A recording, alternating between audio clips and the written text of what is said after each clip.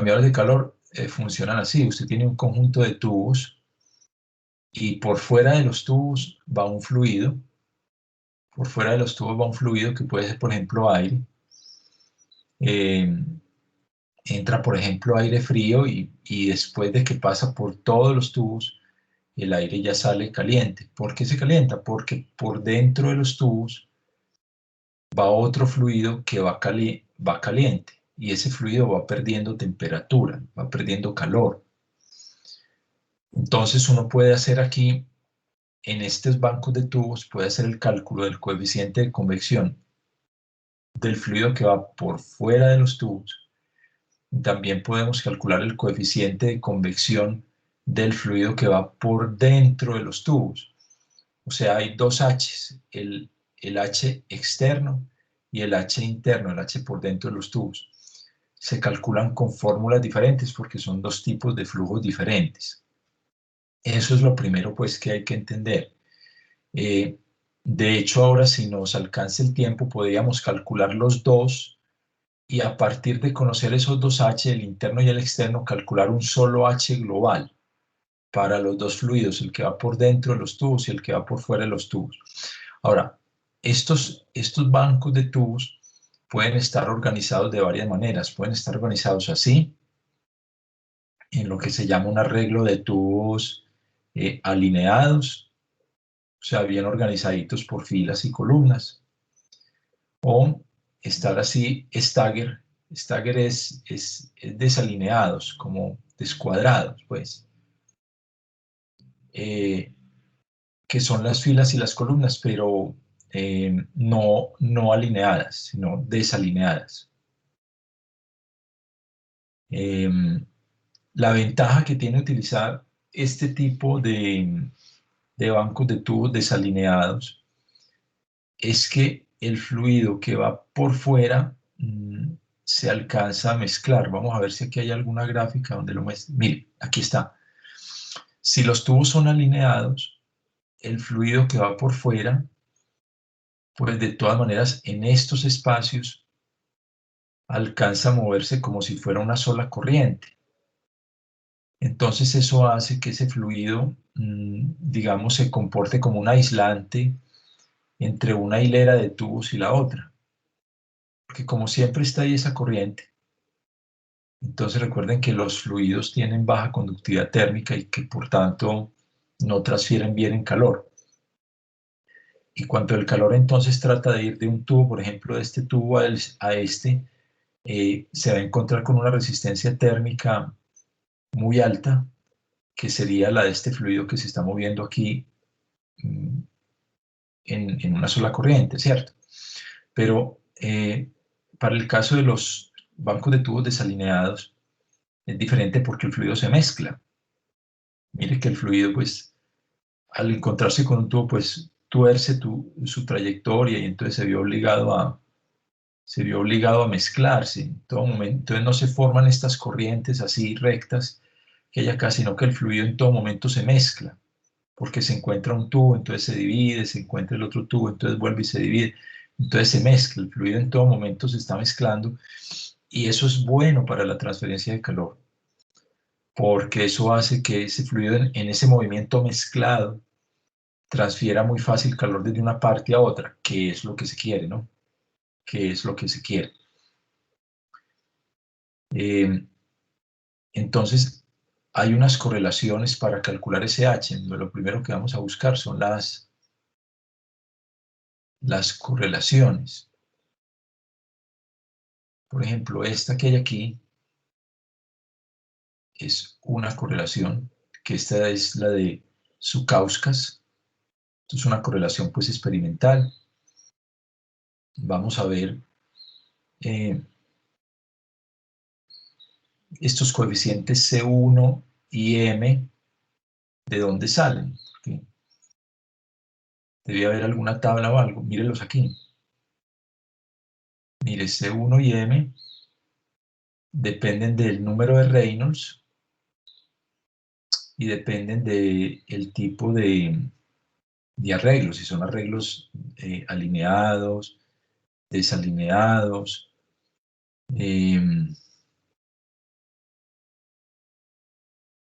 y aparecen aquí unos parámetros ST y SL, ST y SL, que son las distancias entre los tubos, ya los vamos a mirar.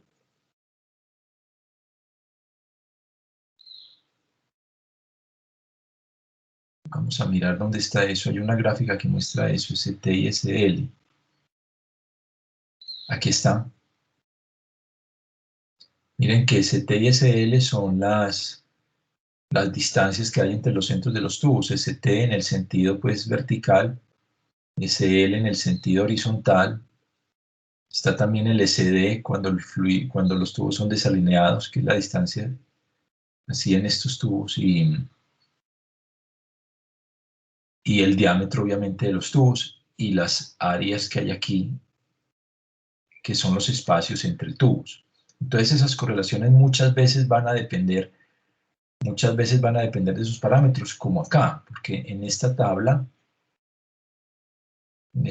por ejemplo, si yo tengo los tubos alineados y ST sobre CL es mayor que 0.7, entonces yo puedo utilizar estos factores que hay aquí, el C.27 y el M.23.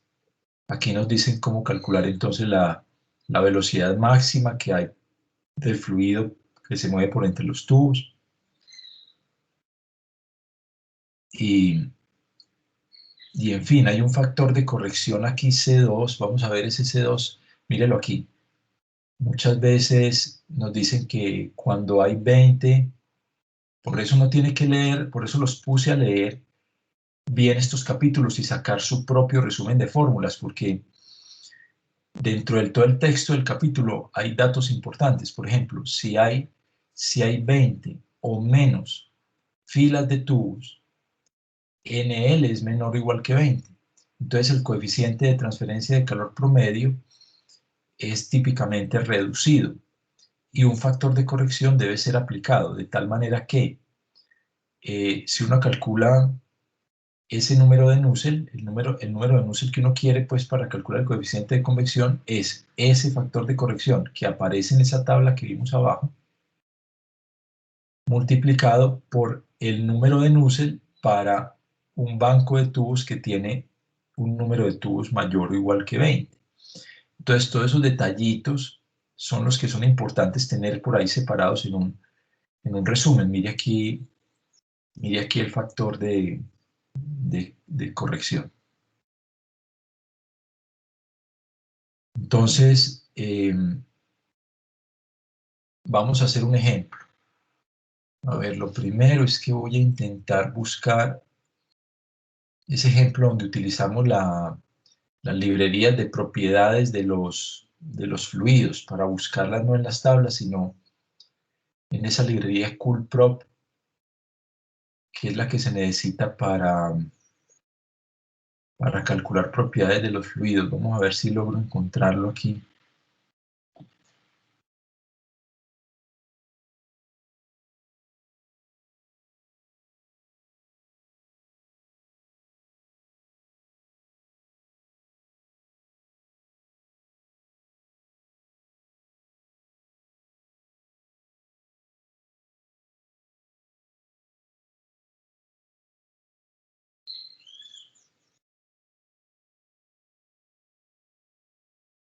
Si no, la buscamos otra vez en internet, pero quiero buscar es el ejemplo que habíamos hecho. No me acuerdo dónde lo guardé. Deme en un minuto, por favor, lo buscamos.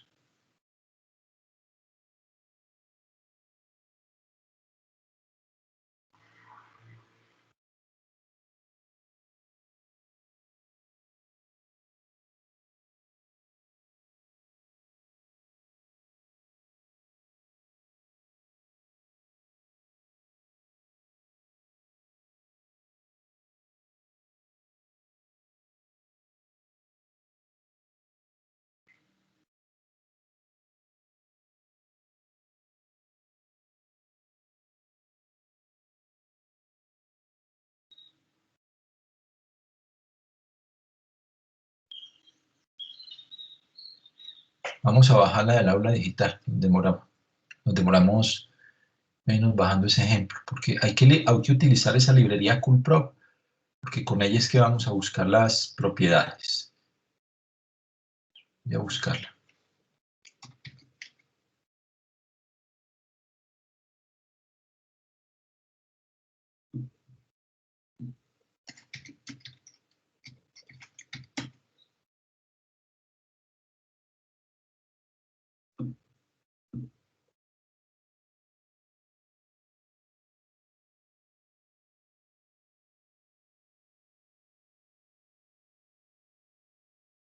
A ver, transferencia de calor, estábamos en el capítulo de convección.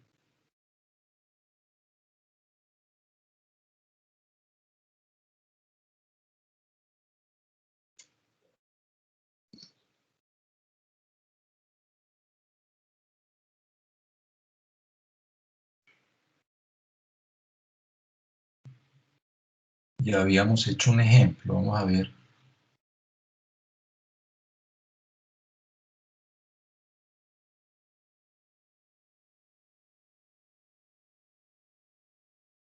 Mire, aquí lo tenemos.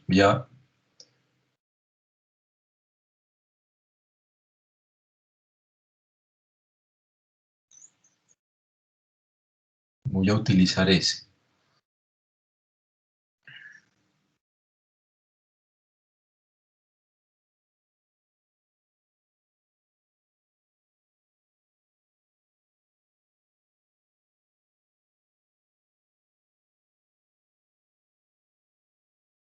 Vamos a abrirlo.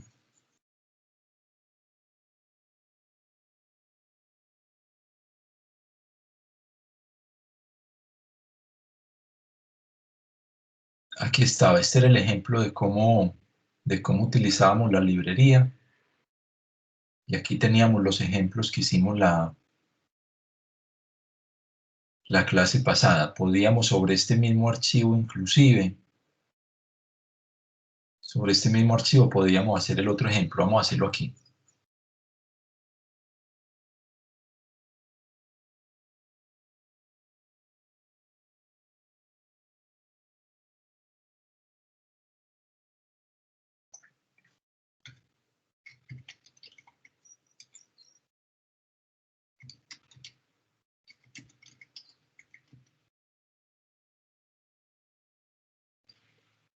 Bueno, ejemplo banco de tubos.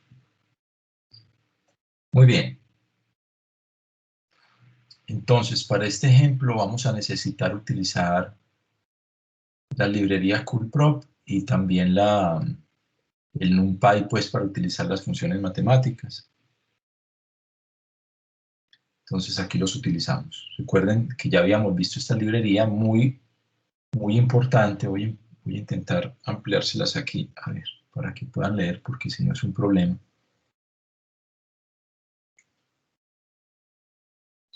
Eso, yo creo que ahí pueden leer bien.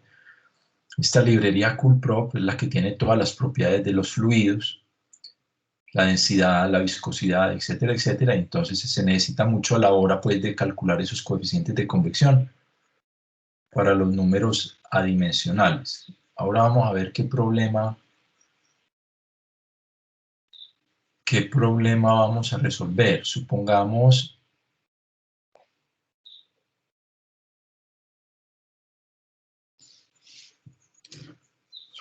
que resolvemos un problema si tenemos un banco de tubos que tenga 5 filas de tubos.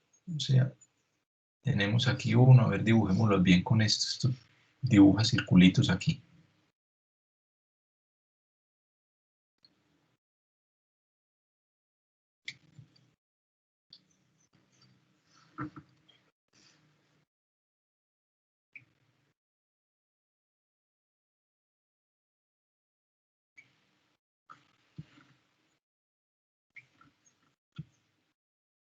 Que tenga 1, 2, 3, 4, 5 filas de tubos. Y aquí también que tenga, a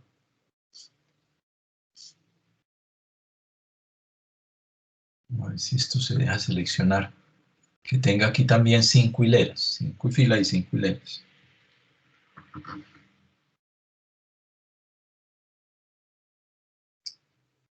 Esto nos está dejando mover, a ver.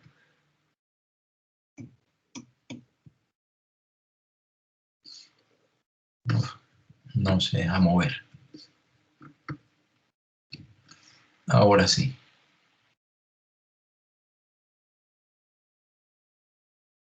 O más sencillo todavía, espere si verá.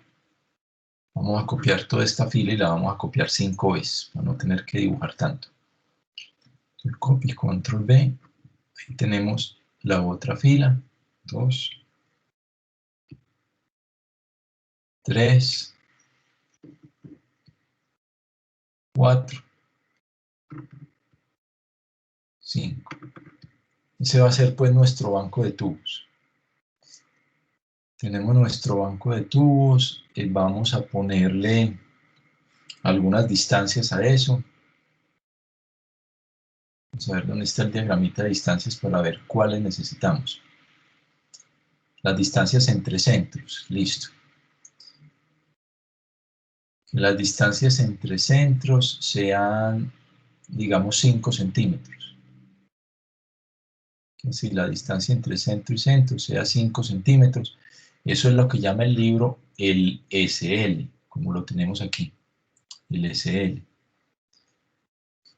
Y el ST, pongámosle también 5 centímetros.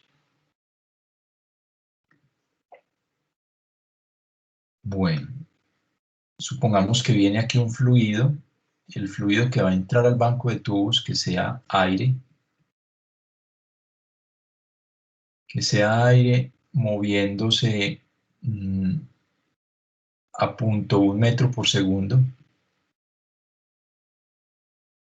Aire a 0.1 metro por segundo, con una temperatura, digamos, de 80 grados centígrados.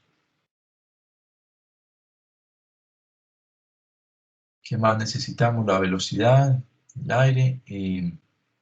Ya, yo creo que con eso ya podemos calcular el H de todo este banco de tubos en la parte externa con el aire. Entonces, vamos a buscar las correlaciones. Estas de aquí son formulitas que nos permiten calcular la velocidad máxima y demás, porque se necesita para calcular el número de Reynolds. Mírelo aquí. Repito, y no me cansaré de repetirlo, por eso es importante que ustedes hagan el resumen de fórmulas leyéndose estos capítulos, porque, por ejemplo, esta fórmula para el número de Reynolds en un banco de tubos, pues no va a estar en el capítulo al final donde aparece un resumen de las fórmulas, ¿cierto? Sino que va a estar, es aquí dentro del capítulo y por eso es importante leerlo y irlo sacando. Entonces miren que para calcular el número de Reynolds necesito la velocidad máxima. Y la velocidad máxima se va a dar es entre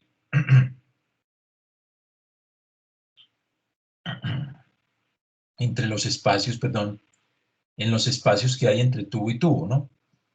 Porque el fluido cuando pasa, ustedes saben de dinámica de fluidos, que cuando el fluido pasa por una parte más estrecha, aumenta su velocidad. Entonces, la velocidad máxima se va a dar es entre los espacios entre tubo y tubo. Entonces, para calcular esa velocidad máxima, mire lo que nos dice la ecuación 770, es St sobre St menos el diámetro de los tubos por la velocidad con la que entra el fluido. Entonces, eso es lo primero que tenemos que calcular. Vamos a ir haciendo entonces ahora sí nuestro notebook de Python.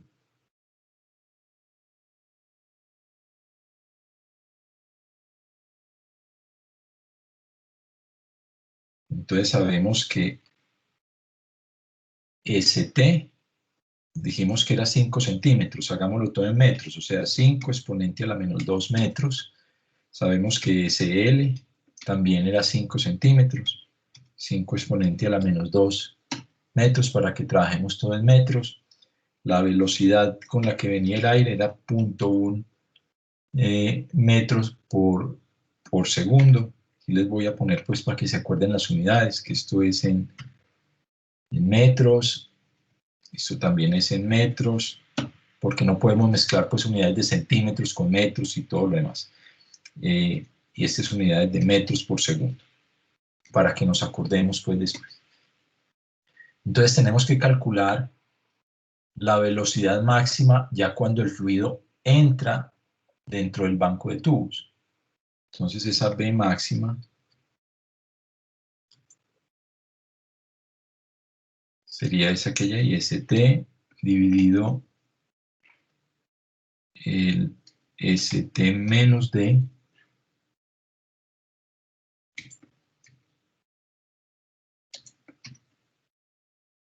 todo eso multiplicado por la velocidad que lleva el fluido, y aquí me falta entonces definir el diámetro de los tubos, que no lo hemos definido. El diámetro de los tubos, a ver, definámoslo, digamos, aquí son 5 centímetros, si le ponemos diámetro 2 centímetros, el radio sería 1 centímetro, pongámosle diámetro 2 centímetros, que el diámetro de estos tubos sean 2 centímetros.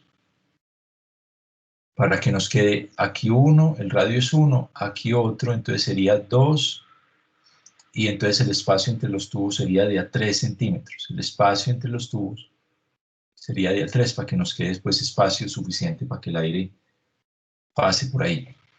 Entonces son tubos de 2 centímetros de diámetro, 2 exponente a la menos 2 metros. Listo. Ya tenemos la velocidad máxima y podemos calcular con la velocidad máxima el número de Reynolds basado en el diámetro. Mire que les dije desde el principio de estos capítulos de correlaciones que le pusieran mucha atención a los subíndices que aparecen en las fórmulas. Porque, por ejemplo, aquí aparece Reynolds sub D y max, que significa el número de Reynolds basado en el diámetro y en la velocidad máxima, porque el número de Reynolds depende de una longitud y una velocidad. Entonces, esa longitud va a ser el diámetro y la velocidad va a ser la velocidad máxima. Entonces, ojo con los subíndices en las correlaciones, porque esos subíndices siempre indican algo. Entonces, el número de Reynolds será la densidad, que enseguida la tenemos que buscar con el Coulomb, por la velocidad máxima dividido la viscosidad. Y esa densidad y la viscosidad pues se tendrán que buscar en las tablas de propiedades y dependen de la temperatura. Entonces también me falta definir aquí la temperatura que habíamos dicho, que el fluido entraba a 80 grados centígrados. 80 grados centígrados. El Coulomb trabaja por defecto, creo que en Kelvin. El Coulomb también se puede utilizar en centígrados, pero hay que utilizar un comando pues especial. Para no hacer eso, es mejor trabajarlo en Kelvin. Entonces, trabajemos estos 80 grados, pasémoslos a Kelvin, 200, más 273.5, que es la temperatura del aire. Ahora, conociendo eso, puedo empezar a utilizar estas funciones del Coulomb para calcular precisamente las propiedades del aire que necesitamos. Mira, aquí las teníamos en el ejemplo de la clase anterior: la densidad, la viscosidad, la conductividad. Entonces esto mismo, copiémoslo y llevémoslo para aquí abajo porque necesitamos calcular las propiedades, ¿no? Entonces aquí la densidad del aire, que aquí se llama ρ, la densidad ρ. Entonces estamos calculando la densidad con el comando D. Le estamos dando la temperatura, esa temperatura es la T del aire. La presión, estamos asumiendo que es la presión atmosférica, una atmósfera, y son propiedades para el aire. La viscosidad mu se calcula con el comando viscosity dentro de la función proxy. La temperatura es la temperatura T, que es la del aire, que le hemos llamado T. La presión es la misma, la atmosférica. El número de Prandtl a la temperatura T, que es la del aire, la presión atmosférica, y la conductividad a la temperatura del aire y la presión atmosférica. Listo. Entonces ya con eso tenemos ρ por V máxima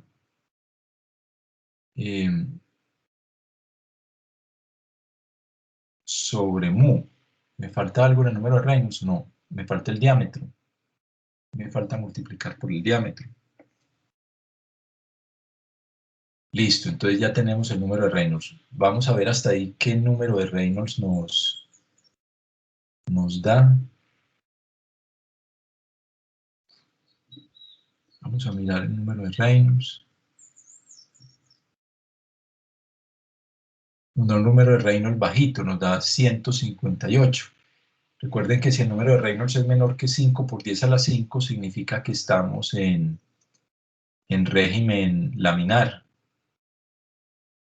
Entonces vamos a buscar esa correlación. Pues la correlación ya la tenemos, ¿no? Es esta que hay aquí. Esta que hay aquí. Aparecen dos números de Prandtl, ojo con eso. Vamos a mirar una cosa que tenemos que hacer aquí. Aparece el Prandtl y el Prandtl sub S, que ya habíamos hablado de esto.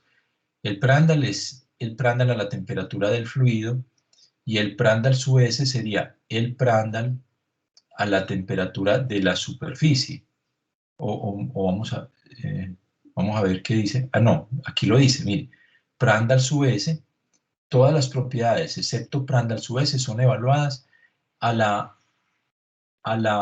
promedio aritmético de temperatura entre la entrada y la salida del fluido. Y el T sub S debe ser la temperatura. Este Prandtl sub S se evalúa a la temperatura de la superficie de los tubos. Entonces también necesitamos ese dato. Entonces el aire entra a 80. Si esto es un intercambiador de calor, digamos que la superficie de los tubos está a una temperatura, digamos, de 30 grados. Entonces el aire entra a 80 grados y los tubos están más fríos. Y cuando el aire sale, va a salir a otra temperatura que todavía no la podemos calcular. Eso lo estudiaremos cuando hagamos cálculos de transferencia de calor. Esto sale a una temperatura diferente. Digamos que entra a 80 y sale, no sé, y sale a 70 o 60, porque el aire se enfría, el aire caliente que entra se enfría al entrar en contacto con estos tubos que están más fríos, y eso es lo que se llama un intercambiador de calor. Así funciona un intercambiador de calor. Entonces necesitamos también esas temperaturas. Como nos dicen que las propiedades, todas las propiedades menos el Prandtl sub S, lo que nos dice aquí, todas las propiedades excepto el Prandtl sub S son evaluadas a la media aritmética de la temperatura entre la entrada y la salida del fluido, o sea, al promedio de esta temperatura y esta. Pero esta no la conocemos porque el problema no nos la da. En esos casos podemos inicialmente asumir que la temperatura de salida es la misma de entrada y después hay que corregir ese cálculo. Entonces vamos a hacerlo así. Aquí estamos asumiendo inicialmente que la temperatura del aire a la entrada y la salida es la misma. Son 80, pero eso no es verdad porque este aire se va a enfriar. Entonces después, utilizando intercambiadores de calor, tendríamos que calcular la temperatura de salida, que eso lo vamos a aprender a calcular después cuando veamos balances en un intercambiador de calor, y con base en la temperatura de salida, volver a calcular el promedio y volver a hacer este cálculo del Nusselt que hay aquí. Eso siempre es un proceso pues iterativo. Uno supone la temperatura de salida y recalcula el número de Nusselt. Pero como aquí no conocemos la temperatura de salida, entonces tenemos que asumir que es la misma temperatura de entrada, los 80. Lo que sí necesitamos es la temperatura de los tubos, porque con esa temperatura yo voy a encontrar el Prandtl sub S, que es que se encuentra a la temperatura de la superficie de los tubos. Entonces vamos a encontrar otro Prandtl a esa temperatura. Entonces voy a escribir aquí la T sub S. La T sub S, que sería la temperatura en la superficie de los tubos, digamos que son 30 grados. pasándola a Kelvin. Y con eso puedo encontrar otro Prandtl, que sería el Prandtl sub S.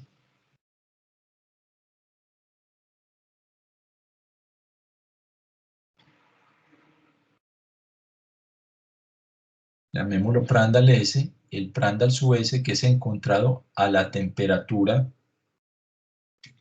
T sub S, que es la temperatura de la superficie de la tubería. Entonces hay dos Prandtl, el Prandtl del aire y el Prandtl también del aire, pero evaluado a la temperatura de la tubería. Entonces primero que todo vamos a copiar esta fórmula aquí de una vez y después le vamos a definir cuánto vale el C1 y todo lo demás. Entonces el número de Nusselt, basado en el diámetro, sería esa constante C sub 1 que enseguida la tenemos que buscar en tablas. C sub 1 multiplicado por el número de Reynolds que ya calculamos, elevado a la m, esa m también la tenemos que buscar en tablas, por el Prandtl del aire, elevado a la .36, por, viene la división de esos dos Prandtls, el Prandtl del aire dividido el Prandtl del aire, pero la temperatura de la superficie del tubo, y todo esto elevado a la 1/4, que es lo que nos dice pues la correlación. Entonces vamos a buscar esas constantes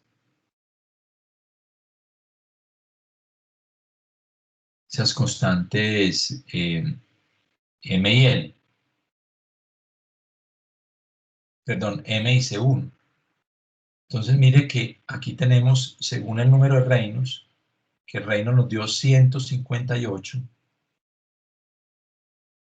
o sea, que el Reynolds, bueno, en realidad se lo deberíamos bajar, porque si el Reynolds está entre 10 y 100, podemos utilizar la constante C1, 0.8 y, esta constante M de 0.4, pero nos dio 158, o sea, está entre 100 y 1000. Entonces ahí nos dice que debemos utilizar es la correlación para un solo cilindro aislado. La correlación para un solo cilindro. Entonces mire la importancia del número de Reynolds, porque si hubiera sido menor que 100, que para nuestro caso no lo es, enseguida lo cambiamos para hacerlo con esta fórmula, pues, pero si nos da menor que 100, podemos utilizar la fórmula esta que estamos escribiendo aquí, pero nos dio mayor que 100, y si es mayor que 100 ya tenemos que utilizar otra fórmula que ya no es la de un banco de tubos, sino la de un cilindro simple aislado. Entonces tendríamos que buscar, que es esta por aquí arriba,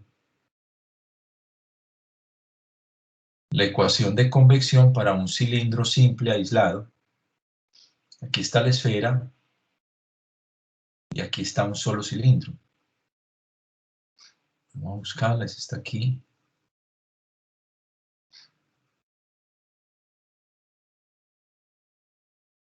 Mire, aquí hay una correlación. Esta correlación es para un solo cilindro. De hecho, hay varias para un solo cilindro. Esta es una de ellas. Por aquí debe estar la otra. Vea la otra. Para un solo cilindro, que esta es la correlación de Hilbert. Pues escribámosla de una vez para que después la comparemos.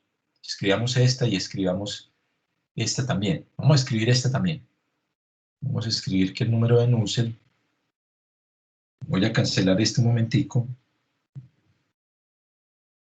y vamos a escribir que el número de Nusselt, basado en el diámetro también, es C por el Reynolds elevado a la M por el Prandtl a la 1/3 elevado a la 1/3. Nuevamente hay unos factores C y M que se podrían, pues, o que dependen del número de Reynolds. Mire, por ejemplo, aquí teníamos, el número de Reynolds nos dio 158, o sea que estamos en este rango, entre 40 y 4000. O sea que la C vale, para nosotros la C vale 4.638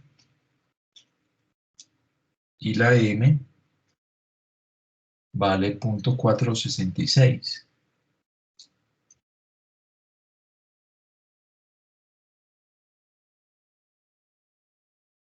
Listo, entonces ahí tendríamos el número de Nusselt calculado con la correlación para un solo tubo, porque eso es lo que nos pasó al buscar el número de Reynolds que nos dio, 158.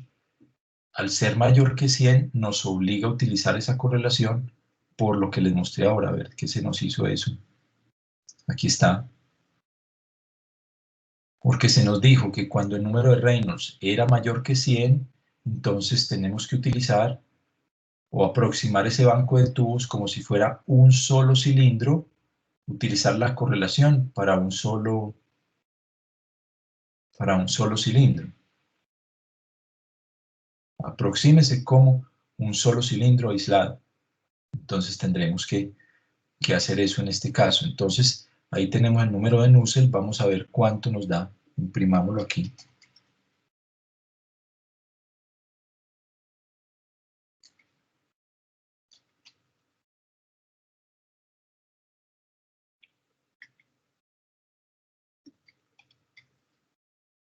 A ver cuánto nos da.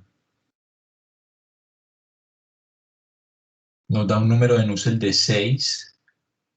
Da un número de Nusselt de 6.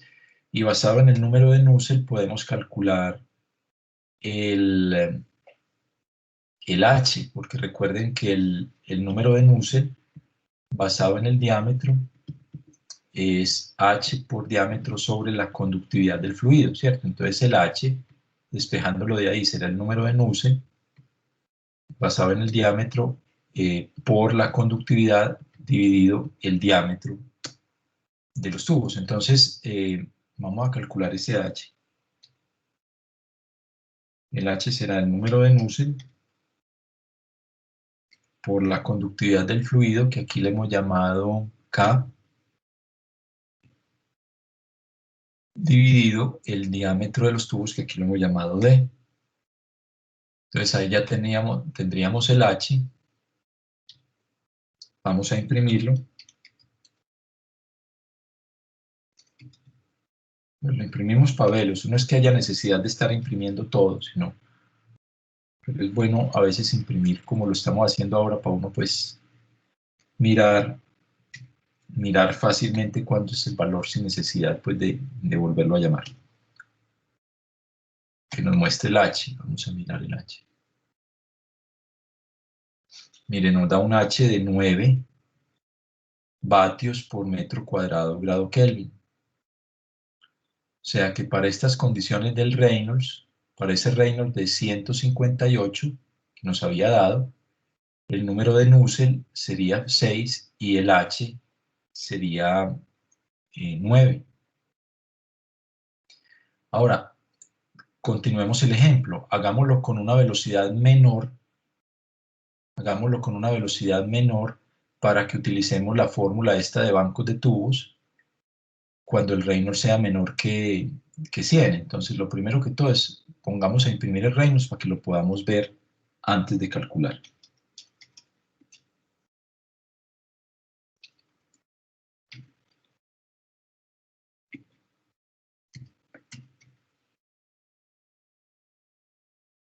Y la velocidad aquí, bajémosela un poquito, pongámosle 0.05 metros por segundo.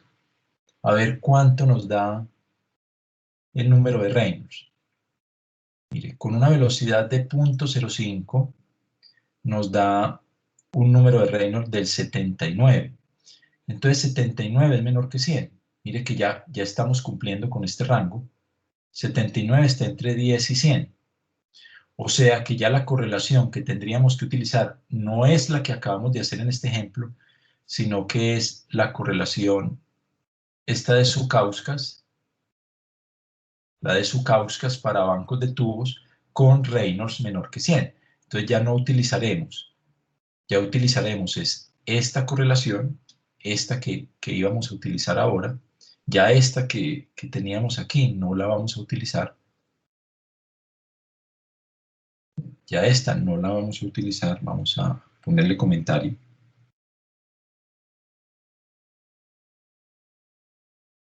Y voy a poner aquí un comentario para que se acuerden a la hora de estudiar cuándo es que se usa esta correlación. Este sería el caso con el Reynolds mayor, el caso con el Reynolds mayor que 100, que nos obliga a utilizar esta correlación que utilizamos ahora, que es la de un solo tubo. Voy a ponerles también eso aquí.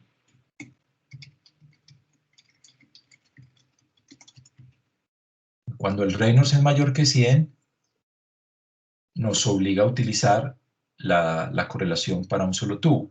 Pero aquí me dio que el Reynolds es menor que 100, entonces tenemos que utilizar esta otra correlación y tenemos que buscar los valores de C1 y de M que aparecen en esa otra tabla. Entonces C1 está aquí para tubos alineados, que es el caso que tenemos. Para tubos alineados, C1 vale 0.8, C1 vale 0.8 y M vale 0.4. Y M vale 0.4. Se calcula el número de Nusselt, no sé por qué le puse aquí sub 0. Se calcula el número de Nusselt y basado en el número de Nusselt se calcula el H de la misma manera.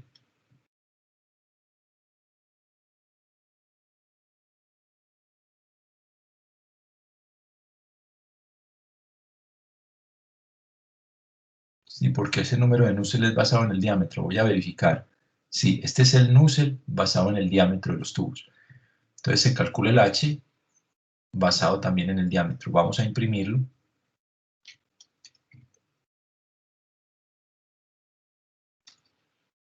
Vamos a imprimir también acá el número de Nusselt basado en el diámetro.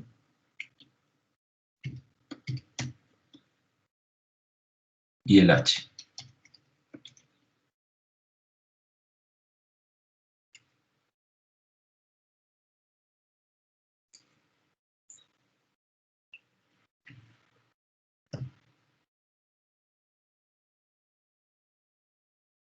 Vamos a ver cuánto nos da.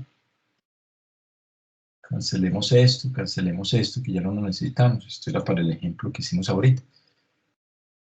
Acordémonos de estos valores. Ahora nos dio un H de 6 y vamos a ver qué H nos da con esta otra correlación. Mire, nos da un H parecido. No nos da un H de 6, sino de 6.1, ligeramente mayor. Eso se debe a que la velocidad aquí está muy bajita. Entonces, el H sobre el banco de tubos va a ser ligeramente mayor que el H como si el banco de tubos fuera un solo tubo. En todo caso, mire que ahí vemos el efecto de utilizar correlaciones diferentes. Pregunta sobre este ejercicio.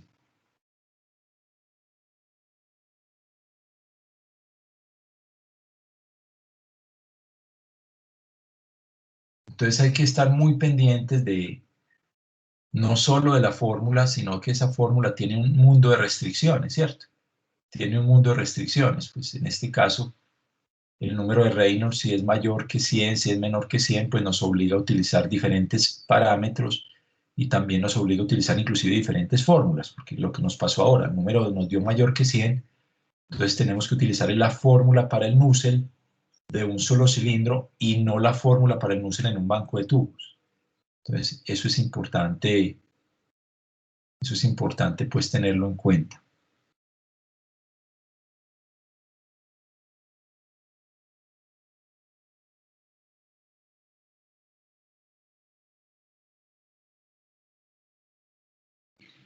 Bueno.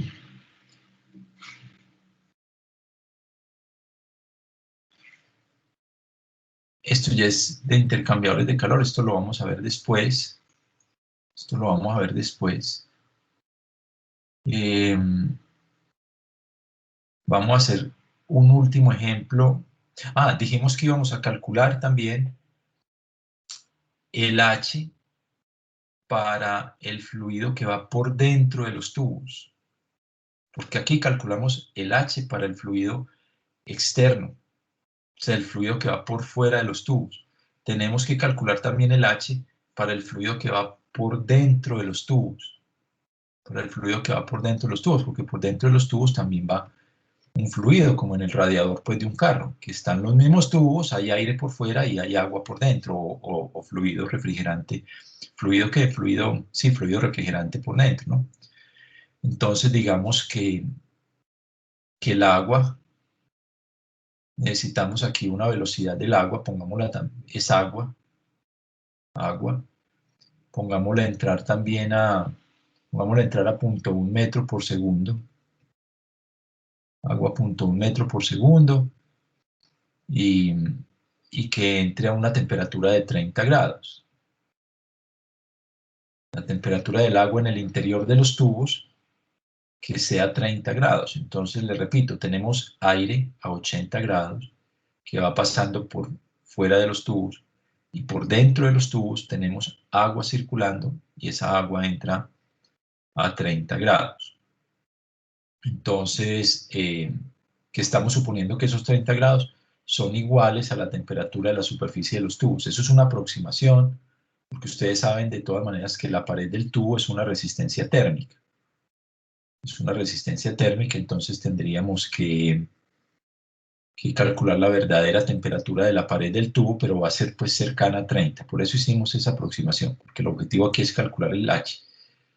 Entonces, tenemos que calcular un H de convección, pero en el interior de los tubos. Y eso se hace con, ya no con flujo externo, sino con flujo interno. Entonces tenemos que irnos para las correlaciones que aparecen en el capítulo de flujo interno para tuberías. Entonces, en flujo interno,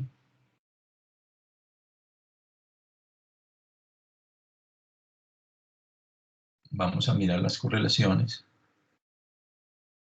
Bueno, yo les voy contando mientras tanto. En flujo interno ocurren varias cosas. Vamos a hablar un poquito de esto antes de calcular ese H. En flujo interno ocurren varias cosas. Lo primero es que la capa límite se va formando en la periferia de toda la tubería. Entonces, acuerden que la capa límite también crece. Entonces, cuando la capa límite se va volviendo más gruesa, entonces, como se forma en la periferia de toda la tubería, llega un momento en que la capa límite está sobre todo el fluido, ¿no? Sobre el fluido. Eso es como si usted tuviera una capa de suciedad aquí. Póngale pues que esto es una de sus venas. A ustedes que les gustan comer tantas de esas papas que llaman, dizque papas ¿qué? Papas cochinas. Esas papas que son fritas y tienen mayonesa, salsa de tomate, salsa rosada, tienen de todo, pues todas las salsas posibles. Las llaman dizque papas cochinas o papas borrachas, que las venden por ahí por la 10. Usted llega cuando podía salir porque ya no se puede salir con este COVID, entonces se comía unas papas de esas cochinas, entonces a usted le va llegando toda esa grasa a la sangre. Entonces esa grasa se le va, ese es el famoso colesterol, ¿no? Entonces esa grasa se le va ensuciando las arterias. Es lo mismo que hay aquí. Eso es la capa límite. Es una capa de fluido que se queda pegada a la superficie del tubo. Entonces esa capa se va engrosando como cuando usted come muchas papas de esas cochinas. Entonces llega un momento en que toda la arteria queda llena de grasa y es ahí cuando le da a usted el infarto. Entonces es lo mismo, es exactamente lo mismo. La capa límite se va engrosando hasta que ya la capa límite es todo el fluido. Entonces hay un perfil de velocidad en esa capa límite, un perfil de velocidad. Entonces aquí tenemos que calcular la velocidad promedio. Por ejemplo, para calcular el número de Reynolds que necesitamos en esta tubería por dentro, necesitamos la velocidad promedio de todo este perfil. Y ese promedio se calcula de esta manera que hay acá. Si uno conoce el perfil de velocidad, entonces la velocidad promedio la puede calcular integrando ese perfil de velocidad. Aquí en este problema no tenemos ese inconveniente porque nos dan de una vez la velocidad promedio .1.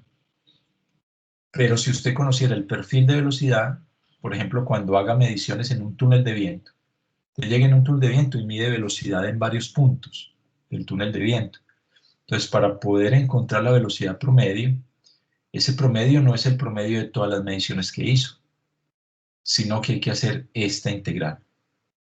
El promedio es 2 sobre r al cuadrado por la integral entre 0 y r de la velocidad por el radio, que hay, es esa velocidad que usted midió en cada punto. Entonces yo sí me quiero preguntar si en los laboratorios, los que alcanzaron a hacer laboratorios, si calculaban la velocidad promedio de esta manera o si simplemente medían velocidades en varios puntos y después promediaban todos esos valores de la velocidad.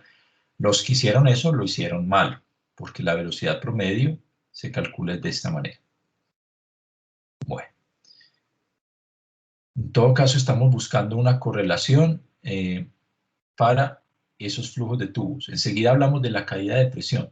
Cuando hagamos primero el H, terminemos el problema y después les digo qué pasa con la presión cuando el agua se mueve por dentro de los tubos, porque la presión cae. Si el agua está por dentro de un tubo, entonces si yo tengo aquí que el agua entra con cierta presión, va a salir con una presión menor, porque en el interior de las tuberías hay caída de presión, como ustedes están estudiando en dinámica de fluidos. Vamos a buscar esa correlación.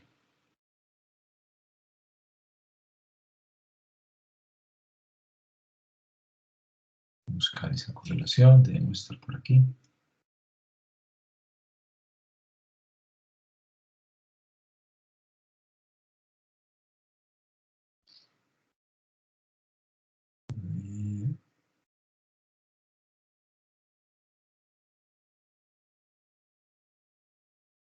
Bueno, aquí ya empezaron las correlaciones. Por ejemplo, si el flujo es laminar, que no sabemos cuánto nos da aquí, tenemos que calcular el Reynolds ahí, entonces vamos a calcularlo de una vez. Vamos a calcular el Reynolds en el interior de la tubería. Vamos a calcular el Reynolds. ¿Qué pasó aquí? El Reynolds,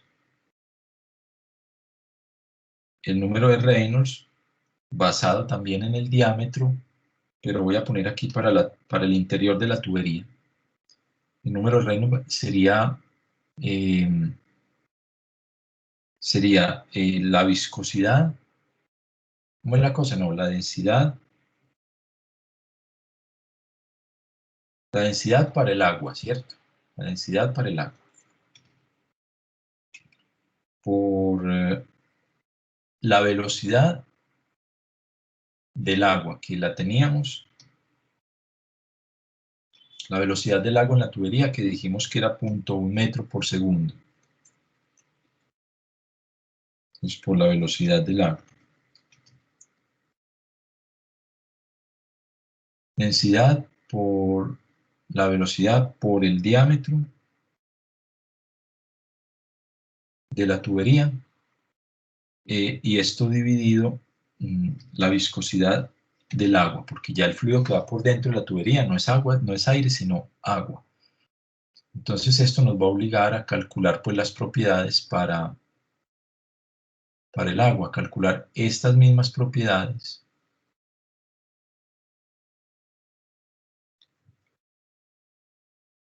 Pero para el agua vamos a ver cómo lo hacemos.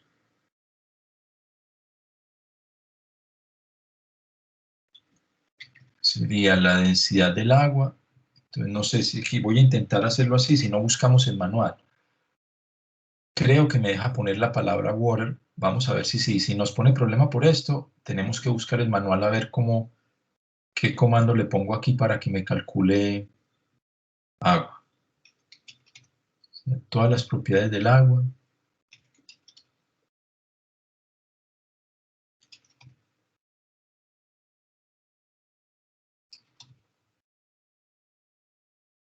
La densidad, la viscosidad del Prandtl. ¿A qué temperatura? La temperatura que estamos diciendo que entre esa agua es a 30 grados centígrados. Entonces esa temperatura también va a cambiar aquí. Tenemos que tener la temperatura del agua, 30 grados centígrados más 273.15. 273.15, listo. Entonces todas esas propiedades las evalúa la temperatura del agua.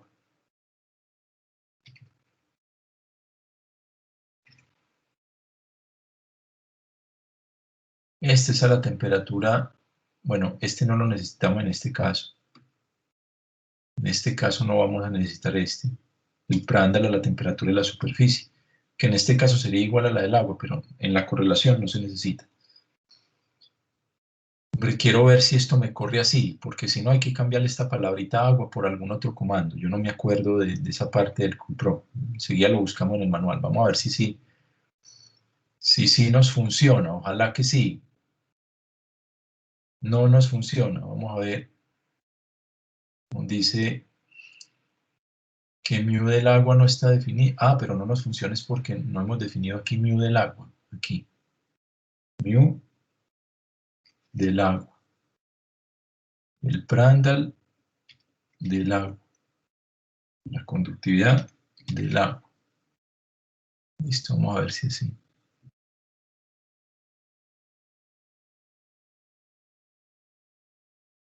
Aquí sí nos pone un problema. A ver, nos equivocamos al poner aquí este símbolo. Esto es multiplicado. No sé qué me pasó ahí.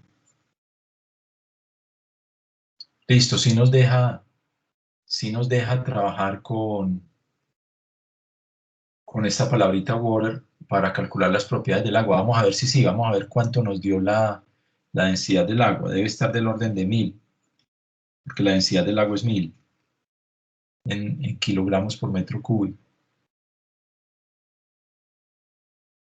Véala ahí, a esas condiciones, casi 1000. O sea, si estamos trabajando con agua líquida, porque a esta librería de propiedades uno le puede especificar el agua líquida o el agua en vapor, o le puede especificar una mezcla agua-vapor utilizando la calidad que ustedes lo utilizaban en termodinámica. Entonces, mucho cuidado con eso, en saber manejar bien, leerse el manual del CoolProp para saber cómo calculo las propiedades de un gas, las propiedades de un vapor, las propiedades de una mezcla gas-vapor, que todo eso se puede hacer en el CoolProp. Bueno, entonces, sigamos, ya tenemos todas las propiedades. Tenemos que calcular el número de Reynolds. Vamos a ver cuánto nos dio. Imprimámoslo aquí.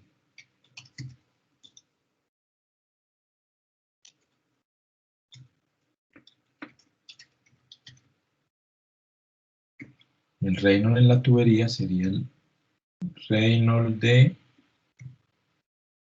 tube. Vamos a ver cuánto nos dio.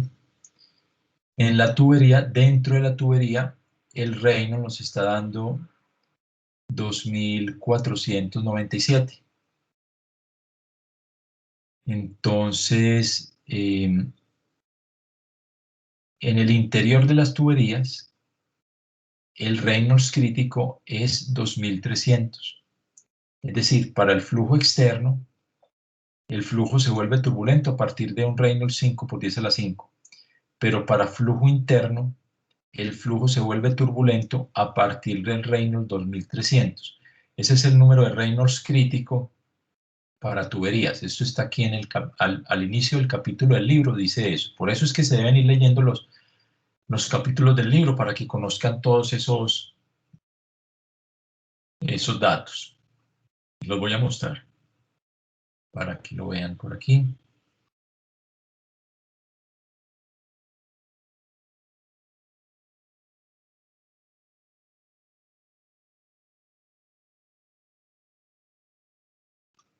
Mírenlo aquí. El número de Reynolds crítico en flujo interno es 2300. Es decir, que si el número de Reynolds nos da mayor que 2300, estamos en flujo turbulento. Si nos da 2300 o menos, estamos en flujo laminar. A nosotros nos dio 2497, es decir, estamos en flujo turbulento. Por lo tanto, tenemos que buscar una correlación para el Nusselt para flujo turbulento. Vamos a buscarla para flujo turbulento.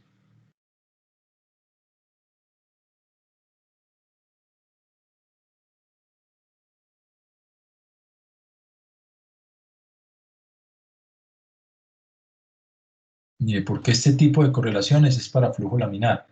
Esto que el Nusselt es 4.36 es para flujo laminar, aquí lo dice, para flujo laminar, pero nosotros no estamos en flujo laminar, estamos en flujo turbulento. Entonces hay que buscar otra correlación para flujo turbulento. Vamos a buscarlo. Mire que aquí nos empiezan a salir varias. Esta sería una, vamos a mirar. Hay unas más generales. Mire, convecciones de correlación, flujo turbulento en tubos circulares. Entonces aquí ya tenemos una. Mire, aquí ya tenemos una. La relación de Ditus-Volter. Nos dice que el número de Nusselt es esto por Reynolds a la 4/5 por Prandtl a la n. Y ese n puede ser 0.4 si el fluido se está calentando o 0.3 si el fluido se está enfriando. En nuestro caso, en nuestro ejemplo, el fluido que es agua dentro de los tubos, el agua dentro de los tubos se estaría calentando porque el agua entra a 30 grados centígrados y el agua del aire que va por fuera y la temperatura del aire que va por fuera es 80. Entonces el agua por dentro de los tubos se está calentando. Por esa razón nosotros tenemos que utilizar en la potencia del Prandtl, tenemos que utilizar este caso que es Prandtl elevado a la 0.3, porque mire que hay los dos casos, para el calentamiento y para el enfriamiento. Ah, no, aquí el agua se está calentando, ¿cierto? Calentando. El agua entra a 30 y el aire está a 80. Entonces el agua se calienta. Entonces tenemos que utilizar es 0.4. Entonces la correlación que tenemos que utilizar es esta de aquí. Vamos a escribir. Vamos entonces a escribirla aquí. El número de Nusselt para la tubería, o para el agua, pues como lo estamos diciendo. El número de Nusselt para el agua sería 0.0243 por el número de Reynolds que hemos llamado de la tubería. O sea, este de acá, que calculamos para el interior de la tubería, esto elevado a la 4/5, y todo esto por Prandtl del agua, que calculamos aquí para el agua que va por dentro de la tubería, y esto elevado a la 0.4, porque estamos en calentamiento del agua que va por dentro de los tubos. Vamos a imprimir cuánto nos dé ese Nusselt y a calcular de una vez el H. Calculemos el H. El H para el agua que va por dentro de la tubería sería este Nusselt multiplicado por la conductividad del agua y dividido el diámetro. Vamos a imprimir cuánto nos da entonces las dos cosas. Imprimamos ese núcleo del agua.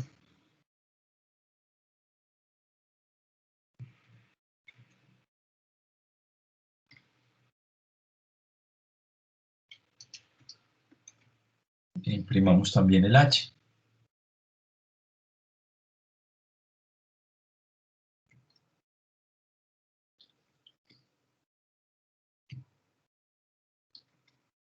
Vamos a ver cuánto nos da. Miren, nos da que el núcleo del agua es 24 y que el H del agua es 766, que es mucho mayor que el H que nos dio para el aire por fuera de la tubería. Aquí tenemos los dos H. Hay un H por fuera de la tubería, en el banco de tubos, ese es el aire que se está moviendo a través del banco de tubos, y hay un H en el interior de la tubería, o sea, ese es el H de convección que hay para el agua que va por dentro de las tuberías. Entonces hay dos H's. Entonces hay dos H's. Vamos a esquematizarlos aquí.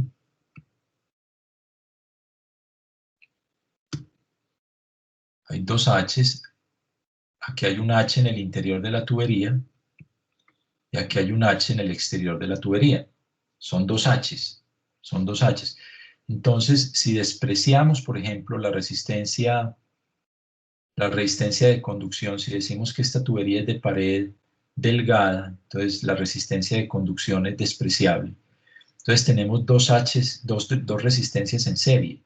Dos resistencias en serie. La resistencia por convección en el interior de la tubería y la resistencia por convección en el exterior de la tubería. Entonces recuerden que la ley de Newton se puede escribir de dos formas. Usted puede escribir la transferencia de calor como la diferencia de temperatura sobre la resistencia equivalente, y esta diferencia de temperatura sería entre los 30 grados que esté el agua aquí y los 80 grados que esté el aire aquí por fuera de la tubería, o del banco de tubos más bien. O también la puede escribir, esa misma transferencia de calor, la puede escribir como el coeficiente global de transferencia de calor por el área de transferencia de calor por la diferencia de temperatura. O sea, que hay dos maneras de escribir pues el calor. Si yo igualo estas dos cosas, me queda que U por A es lo mismo que 1 sobre la resistencia equivalente. Este es el que llamamos el coeficiente global de transferencia de calor. La U es el coeficiente global de transferencia de calor y esta es la resistencia térmica equivalente. Entonces hay una relación entre las dos. Hay una relación entre las dos. Y esta área, pues, es el área de la transferencia de calor. En este caso, el área superficial, de esa superficie que separa los dos fluidos, el caliente y el frío. Entonces nosotros podríamos encontrar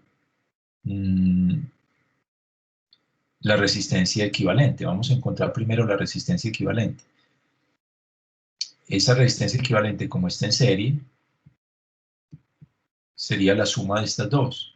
Sería 1 sobre el H interno por el área interna, que aquí como la pared es delgada, el área interna va a ser la misma área externa, más 1 sobre el H externo por el área externa, que va a ser la misma. Estas dos áreas son iguales porque la pared es delgada. Pared delgada. Entonces tienen el mismo diámetro. Entonces en ese caso las áreas son iguales.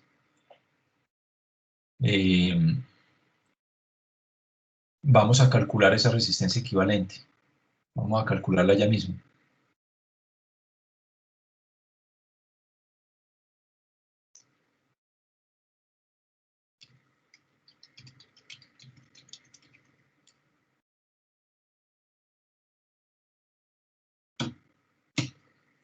¿Qué le pasa a esto? Que no me quiere poner el signo aquí ya.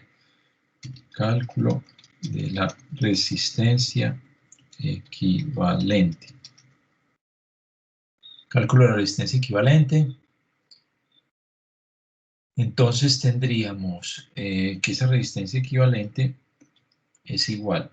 Bueno, primero tenemos que calcular el área de intercambio.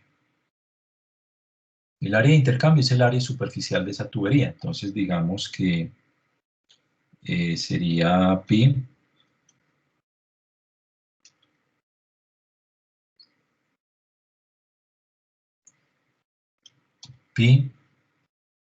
por el diámetro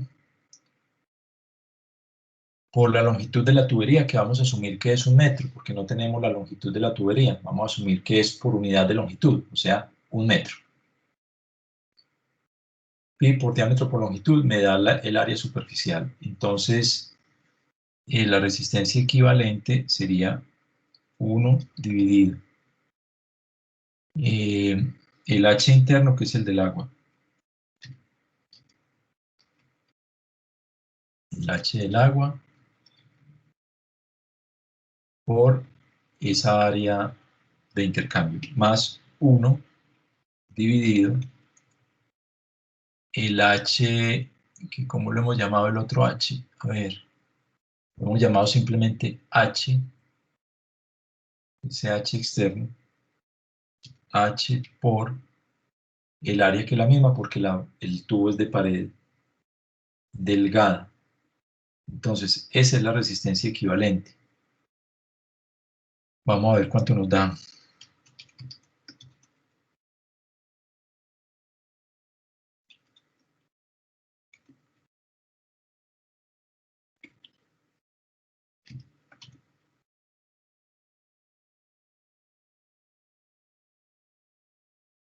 Nos da una resistencia equivalente de 2.62.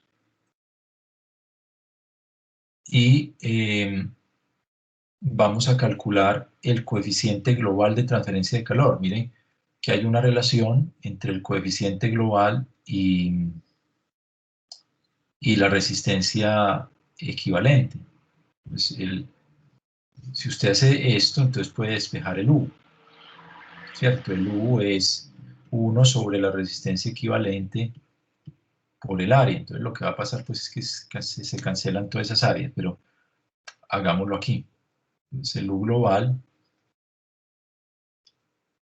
el coeficiente global de transferencia de calor, llamémoslo U global, sería igual a 1 dividido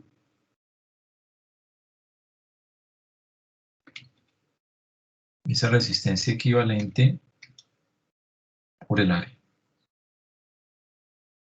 Y vamos a imprimir cuánto nos da el U global.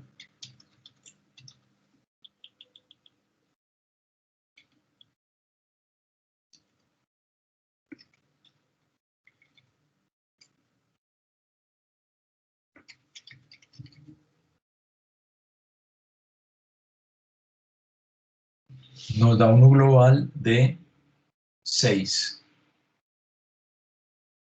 Nos da un U global de 6. Muy parecido al U del aire que va por fuera de la tubería. Entonces, mire que eso tiene una conclusión importante, porque es que el análisis también hay que hacerlo. Si usted sabe utilizar estas fórmulas, pero no entiende lo que las fórmulas significan, entonces usted no sabe transferencia de calor. Entonces vamos a sacar la conclusión de todo este problema. La conclusión es la siguiente. Primero hay dos H's. Hay un H por fuera y un H por dentro, que se calculan de dos maneras diferentes, porque no es lo mismo convección externa que convección interna. El H externo se calcula con la fórmula para un banco de tubos, porque eso es lo que tenemos aquí, un banco de tubos. Y el H interno se calcula con el capítulo de convección interna para un fluido dentro de una tubería. Entonces nos dan dos H diferentes. El H externo nos da de 6. El H interno nos da de 776. Ahí hay una primera conclusión y es que el calor se transfiere mejor dentro de la tubería que por fuera de la tubería, porque el H interno es mayor que el H externo. Entonces, si el H interno Si el H interno es mayor que el H externo, entonces el calor tiende a fluir muy fácilmente entre el fluido que va por dentro y la pared de la tubería. Pero el H externo es menor. El H externo nos dio de 6, mucho menor que el interno. Es decir, al calor le cuesta mucho trabajo fluir entre la superficie de la tubería y el aire que va por fuera de la tubería.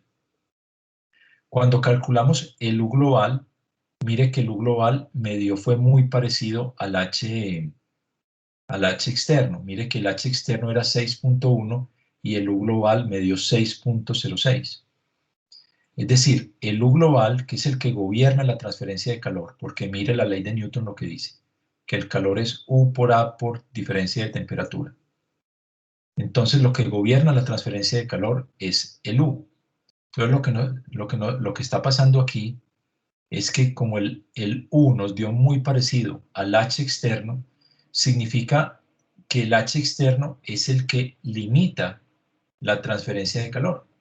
Aunque el coeficiente interno sea alto, el coeficiente externo es bajo. Entonces el calor se va a ver frenado por culpa del coeficiente externo que es más bajo. Por esa razón, un buen ingeniero, ojalá entre ustedes haya buenos ingenieros. Yo, en lo poquito que he conversado, conozco uno o dos que entienden este tema. Los demás no sé en qué estarán pensando y les auguro muy, muy mala carrera si siguen pensando de esa manera.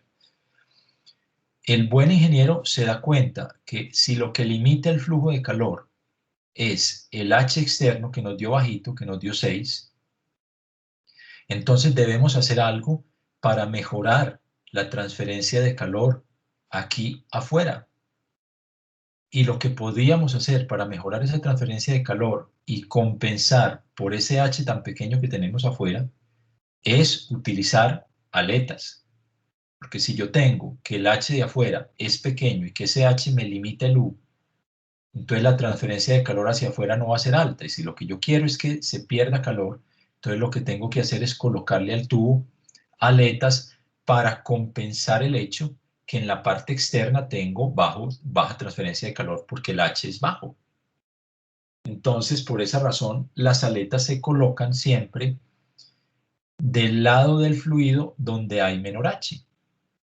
Porque tampoco falta el ingeniero que por dárselas de genial, ¿cierto? Como ahora todas las propagandas son que las personas más creativas, aunque sean las más brutas, y me perdonan la expresión tan peyorativa, pero es que creatividad por sí sola no vale nada. Usted puede decir, ah, bueno, no, yo me imagino que poniéndole aletas esto queda hermoso, así queda hermoso con mis compañeros millennials en publicidad, así como la niña esa famosa pero mala, esa la tal EPA Colombia o no sé qué, que es una banda la terrorista, pero supongamos que le da a un influencer de esos o a Tulio Zuluaga, el influencer ese de las comidas que no sabe sino cocinar. En todo caso, le da por ponerle, porque queda muy bonito, le da por ponerle aletas adentro. Me perdonan, qué bruto, será muy buen influencer, pero qué bruto como ingeniero.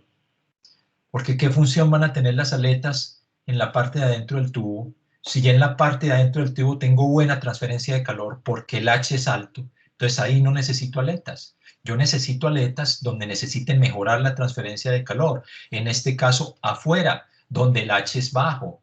Entonces, si el H es bajo afuera, se supone que lo lógico es ponerle aletas afuera para mejorar el calor que va hacia afuera, porque es la parte de afuera la que tiene deficiencias en la transferencia de calor por un H bajo. Pero nuevamente le repito, no faltará el ingeniero despistado que le da por ponerle aletas a la parte del fluido que tiene más alto coeficiente de transferencia de calor. Es que eso es lo que pasa pues con los ingenieros de ahora que hacen unas burradas pues que uno no las entiende. Entonces, pregunta sobre este ejemplo. Veo un ejemplo bien completo. Ahí les incluí H externo y H interno, bancos de tubo y tuberías. ¿Qué preguntas tienen sobre este ejemplo?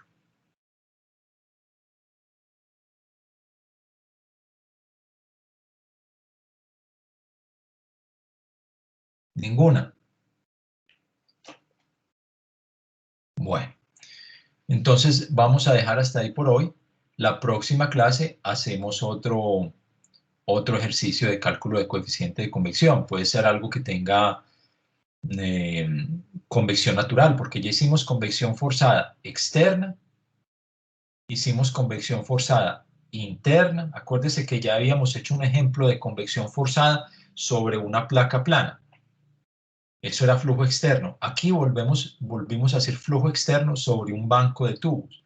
Y adicionalmente lo combinamos este problemita con el flujo interno del agua en el interior de los tubos. Lo que no hemos hecho todavía es un cálculo con convección natural o con cambio de fase. Entonces, ese ejemplito lo vamos a hacer la próxima clase, ¿cierto? Vamos a enfriar una cerveza, ya que estamos dizque en ley seca y no sé qué toque de queda, que no sé qué miles de cosas, pues, que coartan las libertades de los ciudadanos como si estuviéramos en comunismo. En todo caso, me imagino que usted tiene cerveza en su casa, vamos a aprender a enfriar con transferencia de calor una cerveza. Eso es lo que vamos a hacer, a calcular el H de transferencia de calor a una cerveza cuando usted la mete en la nevera y usted verá si se la toma o no. Eso es lo que vamos a hacer la próxima clase. Dejemos hasta ahí por hoy, muchachos. Listo, profe, gracias. Bueno, Listo, profe, de una. Gracias. Gracias. bueno, hasta luego.